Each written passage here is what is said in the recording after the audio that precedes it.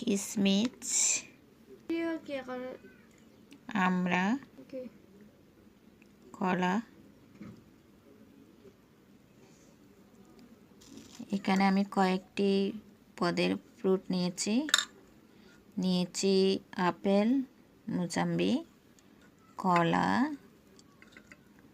কলাও নিয়েছি, ছোট ছোট টুকরো করে নিয়েছি সবটা। তারপর নিয়েছি কিশমিশ, আবার আমরাও নিয়েছি টুকরো করে। তো সবটা একসাথে করে নিয়েছি। এগুলো দিয়ে আজ আমি কয়েকটি উপকরণ দিয়ে কাস্টার্ড বানাবো ঘরোয়া পদ্ধতিতে। তো দেখতে থাকুন। নিচ্ছি চাউলের গুঁড়ো 2 চামচ, এখানে আছে 1 চামচ ময়দা, আছে গুঁড়ো দুধ প্রায় 4 চামচে 4 চামচ, সবটা দিয়ে দিয়েছি।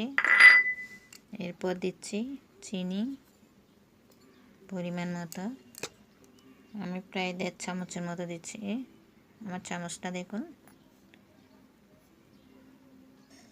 তো এটা আমি একটা কাঁচা চামচের সাহায্যে একটু মিক্স করে নিচ্ছি, কোনো গ্যাসের আগুন ছাড়া, কিছুই ছাড়া, একদম 5 মিনিটে কাস্টার্ড বানানো।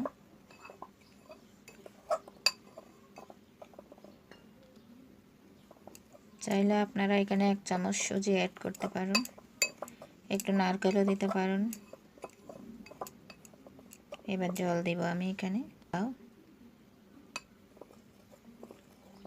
আমার মেয়ে জল ঢালছে অল্প অল্প, আর দিও না এখন।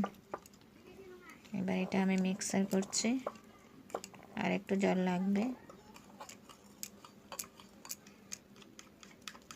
তো বন্ধুরা, আপনারা ওইভাবে মিক্সার করবেন ভালো করে একটা কাঁটা চামচের সাহায্যে। যার কাছে যেটাই থাকে সেটা দিয়ে করবেন, আমি এটা দিয়ে করছি। তো দেখুন কেমন হয়েছে। এবার এখানে আমি ফ্রুটসগুলো দেব। তো আমি সব একসাথে মিক্স করে নিয়েছি কেটে, আপনারা চাইলে আলাদা আলাদাও করতে পারেন। এখানে আপনারা মালটাও দিতে পারেন, মালটা আমি দিয়েছি। তো